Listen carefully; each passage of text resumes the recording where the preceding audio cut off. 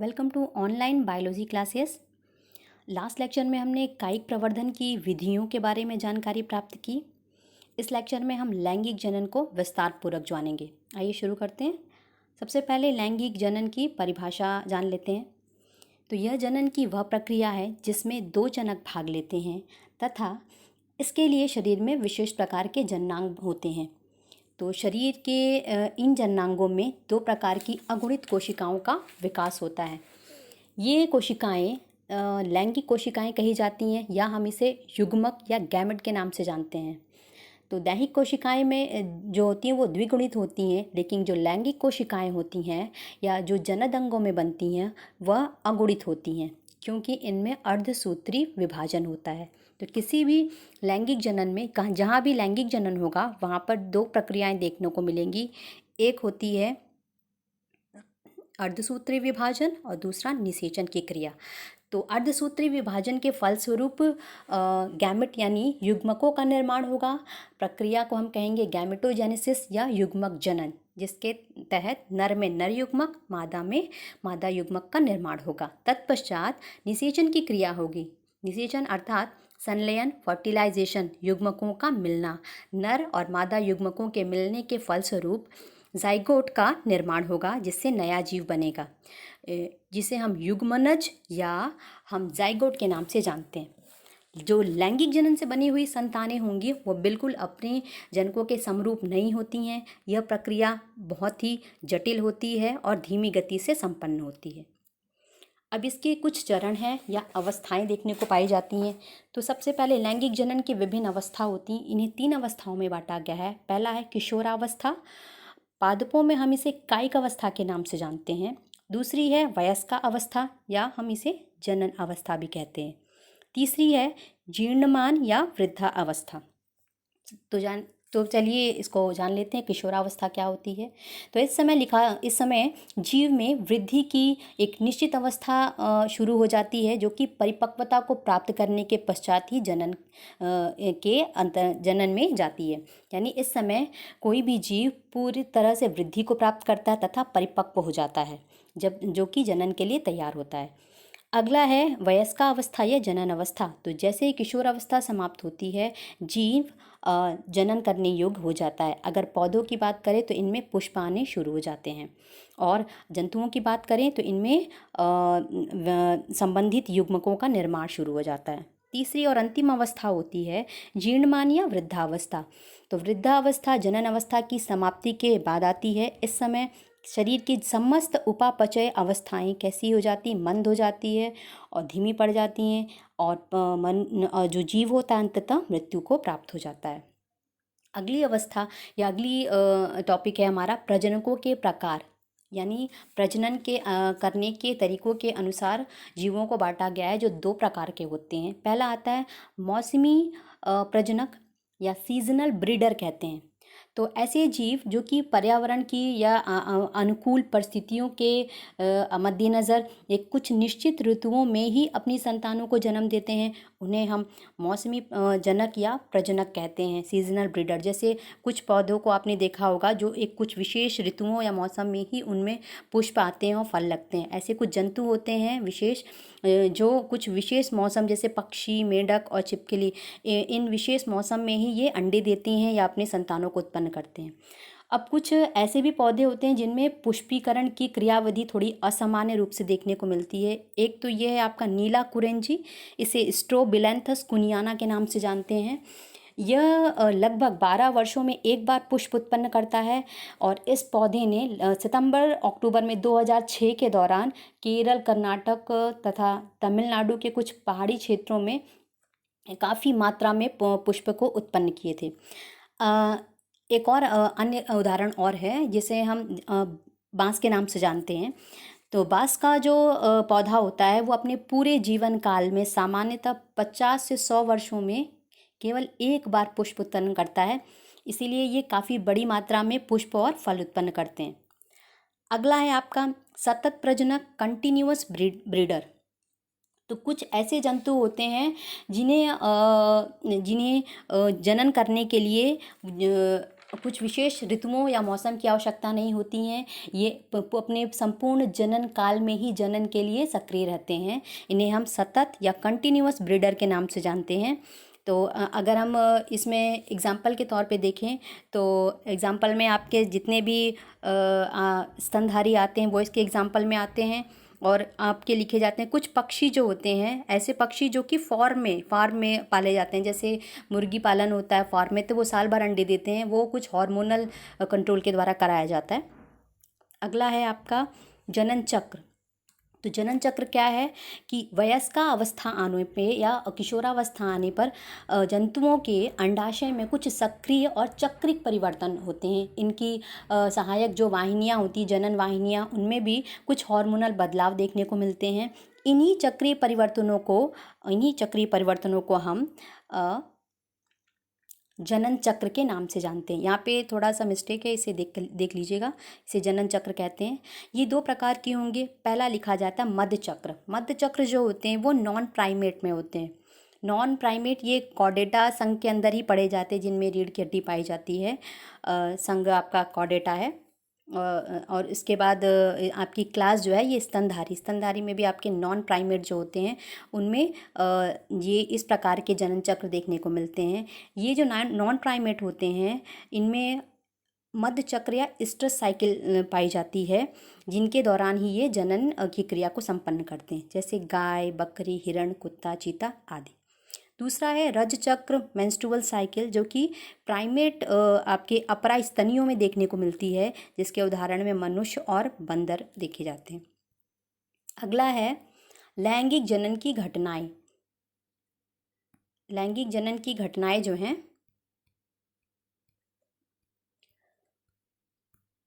एक मिनट। लैंगिक जनन की जो घटनाएं हैं इन्हें हम 3 भागों में बांटते हैं। पहला है निषेचन से पूर्व की घटना, दूसरी है निषेचन, तीसरी है निषेचन के पश्चात घटनाएं। तो सबसे पहले निषेचन पूर्ण घटनाओं को पढ़ेंगे। पहला है, इनमें 2 प्रकार के परिवर्तन देखने को मिलते हैं। किसी भी जीव में निषेचन के पहले युग्मक का निर्माण होगा, लैंगिक कोशिकाएं जो कि जनन में भाग लेंगी, नर और मादा युग्मक। दूसरा होता है इन्हीं युग्मकों का स्थानांतरण, यानी एक स्थान से दूसरे स्थान तक, या कह सकते हैं मादा तक पहुंचना। तो पहला पढ़ते हैं युग्मक जनन। तो युग्मक जनन की परिभाषा क्या होता है कि युग्मकों के बनने की क्रिया को युग्मक जनन कहा जाता है, यानी जनन अंगों में युग्मकों के बनने की क्रिया युग्मक जनन कहलाती है। अब इस दौरान अर्धसूत्री विभाजन होगा, तो बनने वाले युग्मक या कोशिकाएं कैसी होंगी? अगुणित होंगी। यानी युग्मक क्या होते हैं, गैमेट क्या होती हैं? ये अगुणित कोशिकाएं होती हैं जो जनन में, लैंगिक जनन में भाग लेती हैं। अगला हम देखते हैं, यहाँ पर कुछ जंतु और पौधे हैं जिनमें गुणसूत्रों की संख्या दी है। ये सभी संख्याएं कैसी है? द्विगुणित है। ये द्विगुणित संख्या है, द्विगुणित है। फल मक्खी में 8 गुणसूत्र होते हैं, तो इनकी अगुणित संख्या हम कैसे प्राप्त करेंगे? इसका आधा कर देंगे, तो फल मक्खी में 4 अगुणित गुणसूत्र होंगे। ठीक उसी प्रकार से घरेलू मक्खी में 12 गुणसूत्र होते हैं, तो इनके आधे अगुणित संख्या कितनी हो जाएगी? 6। इसी प्रकार से इन संख्याओं को हम अगर आधी कर दें तो इनकी अगुणित संख्याएं निकल आएंगी। अगला है गुणसूत्र। सबसे कम गुणसूत्र वाला जो पौधा है ये आपका हैप्लोटैप्लस का, टैप्लस यहाँ जो है ये नाम थोड़ा मिस्टेक किया हुआ है, इसे हैप्लोपैपस कहते हैं। हैप्लोपैपस ये मरुस्थलीय पौधा है, जो कि जिनमें 4 गुणसूत्र, यानी टोटल इनमें सिर्फ 4 गुणसूत्र पाए जाते हैं। इसी प्रकार से सबसे कम गुणसूत्र वाला जो जंतु है वह एस्केरिस है। नेमाटोडा संघ का जो जंतु है यह एस्केरिस मिलानिया था, इसमें 28 गुणसूत्र पाए जाते हैं। इसी प्रकार से सबसे अधिक गुणसूत्र वाला जो पौधा है वो ऑफियोग्लॉसम होता है, जिसमें 1260 गुणसूत्र पाए जाते हैं। सबसे अधिक गुणसूत्र वाला जंतु रेडियोलैरिया है, ये आपके प्रोटोजोआ संघ का सदस्य है, प्रोटोजोआ। अब इसी प्रकार से गेहूं में 42 द्विगुणित संख्या होती है, मटर में 14 द्विगुणित संख्या, मटर के जड़ तना पत्ती में सब में 14 गुणसूत्र होंगे, मेढक में 24 और खरगोश में 44 होते हैं, और अकीशी में इसमें 500 से 600। अगला हम पढ़ेंगे कि युग्मकों के आकार के अनुसार उनमें विभिन्नता देखने को मिलती है। तो इस प्रकार से युग्मक दो तरह के होते हैं। एक होते हैं समयुग्मक यानी होमोजाइगस, यानी कि जब यहाँ पे नर होगा, नर और मादा, जब नर और मादा युग्मक आकार में बिल्कुल एक समान हो और दोनों को बाहर से देखकर बिल्कुल भी अंतर न किया जा सके, तब हम इसे समयुग्मक कहते हैं। तो इस प्रकार के समयुग्मक आपके शैवाल क्लेमाइडोमोनास जो है, हरी शैवाल है, इसमें देखने को मिलते हैं। ये बिल्कुल एक समान होते हैं। दूसरा आपका है विषम युग्मक, यानी जब नर और मादा युग्मक असमान हो, एक बड़ा होगा और एक छोटा, तब इसे हम विषम युग्मक हेट्रोजाइगोट कहते हैं। तो नर युग्मक आकार में छोटा होगा, मादा युग्मक आकार में बड़े होंगे। यहाँ बड़ा होना चाहिए, यहाँ पे बड़े बड़े होंगे। तथा नर युग्मक को हम पुमड़ू कहते हैं पौधों में, और मादा युग्मक को हम अंडाणु कहते हैं। जंतुओं में नर युग्मक को शुक्राणु और मादा युग्मक को अंडा, अंडाणु या डिंब के नाम से जानते हैं, डिंब। चलिए, ये आपके डायग्राम है समयुग्मक का बिल्कुल एक जैसा। ये विषम युग्मक है, ये मादा युग्मक है, और ये शुक्राणु नर युग्मक है। दोनों आकार में बिल्कुल अलग अलग हैं। अगला है कि जंतुओं को दो प्रकार से बांटा गया है, यानी युग्मनज, यानी निषेचन के बाद बनने वाला जो युग्मनज होता है, उसका विकास कहाँ और किस प्रकार से हो रहा है। इस प्रकार से इन्हें दो प्रकार में बांटा गया है। तो पहला है युग्मनजों, यानी कि जाइगोट के विकास के आधार पर जंतु दो प्रकार से होते हैं। पहला आपका है अंडप्रजक, यानी ऐसे जीव जिनमें युग्मनज का विकास मादा शरीर के बाहर होता है, यानी कुछ समय तक मादा शरीर के अंदर विकास होता है और अपरिपक्व अवस्था में ही शिशुओं को बाहर जन्म दिया जाता है, जो कि कैल्शियम युक्त खोल या कवच से ढके रहते हैं।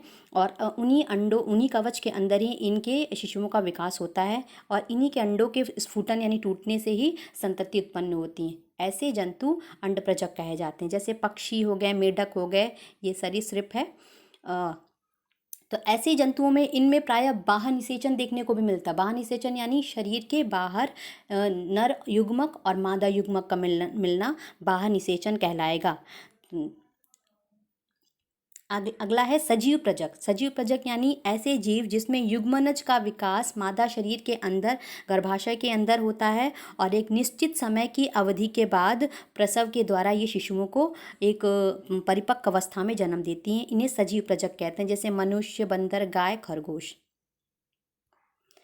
अगला है यहाँ पर अर्धसूत्राणु दिया है। इसका मतलब है ये डिप्लॉयड संख्या दी है, द्विगुणित संख्या है।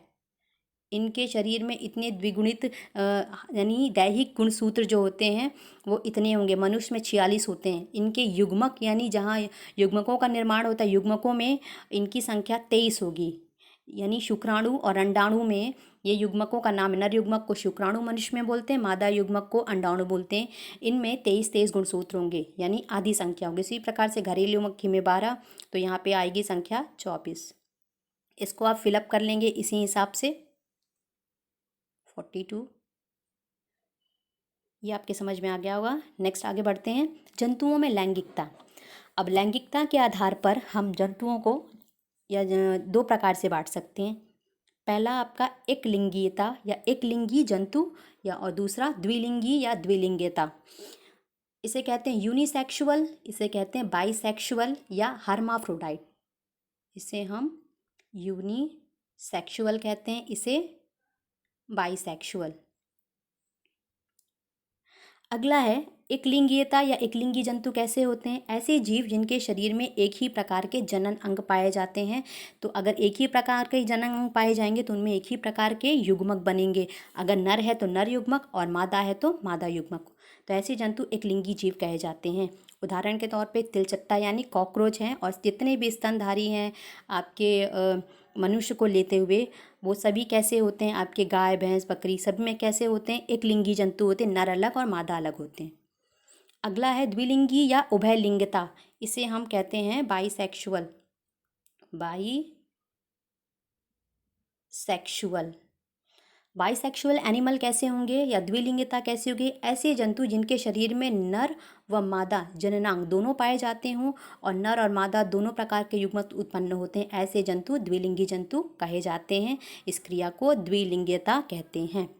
अब ये एग्जाम्पल है हाइड्रा सिलिंट्रेटा संघ का सदस्य है, स्पंज पोरीफेरा, फीता क्रीम आपके प्लेटीहेल्मिन टेप फॉर्म, केचुआ जो है आपका एनलिडा संघ का सदस्य। तो केचुआ इन सभी में कैसे होते हैं? ये द्विलिंगी जंतु हैं, एक ही जंतु में नर और मादा अंग दोनों मिलेंगे।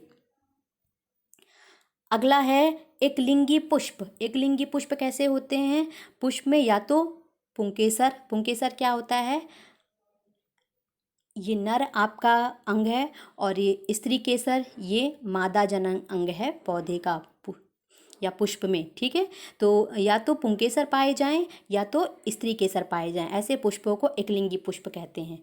अब पुंकेसर के पाए जाने पर पुष्प को पुंकेसरी और जायांग यानी स्त्री केसर के पाए जाने पे पुष्प को स्त्री केसरी कहते हैं।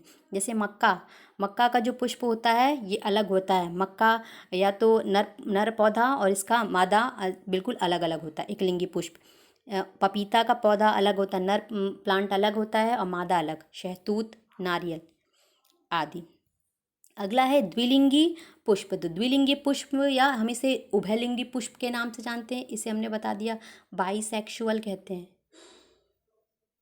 बाइसेक्सुअल या हर्माफ्रोडाइट। अब ऐसे पुष्प जिनमें नर जननांग यानी पुंकेसर भी हो और मादा जननांग स्त्री केसर दोनों ही उपस्थित हों, ऐसे पुष्प को द्विलिंगी पुष्प कहते हैं। जैसे मटर हो गया, गुड़हल का हो गया, गुड़हल का पुष्प आपने देखा होगा, उसमें दोनों भाग पाए जाते हैं, सरसों आदि। अगला है तीसरी कैटेगरी आपकी आती है एक लिंगाश्रयी पादप, यानी ऐसे पौधे जिनमें एक ही प्रकार के पुष्प पाए जाते हैं उन्हें एक लिंगाश्रयी पादप या प्लांट कहते हैं। यानी एक ही प्लांट में या तो सिर्फ नर पुष्प होगा या तो सिर्फ मादा पुष्प होगा। तो ये उदाहरण में पपीता और शहतूत और शैवाल पढ़े जाते हैं। मार्केंशिया जो लिखा है ये ब्रायोफाइट है, ये भी पौधा है, इसका उदाहरण है।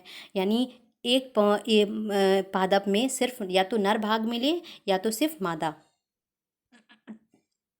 दूसरा है द्विलिंगाश्रयी पादप, ऐसे पादप जिनमें दोनों प्रकार के यानी पुष्प नर और मादा पुष्प दोनों पुष्प पाए जाएं। या उभयलिंगी पुष्प का मतलब होता है एक प्लांट है जिसमें कैसे हो ये मादा अंग भी है और इसमें नर भी, तो ये पुष्प कैसा हो गया? ये उभयलिंगी पुष्प हो गया। या इसी सेम प्लांट में ये इसमें सिर्फ नर पुष्प हैं और ये अलग पुष्प है जिसमें सिर्फ मादा भाग हैं, तो ऐसा पौधा द्विलिंगाश्रयी पादप कहलाएगा। इस पुष्प में नर और मादा भाग दोनों हैं, इसमें नर ये सिर्फ नर पुष्प है, इसमें सिर्फ नर भाग है और ये इस फ्लावर में सिर्फ मादा भाग है, तो ऐसा पौधा द्विलिंगाश्रयी पादप कहलाता है।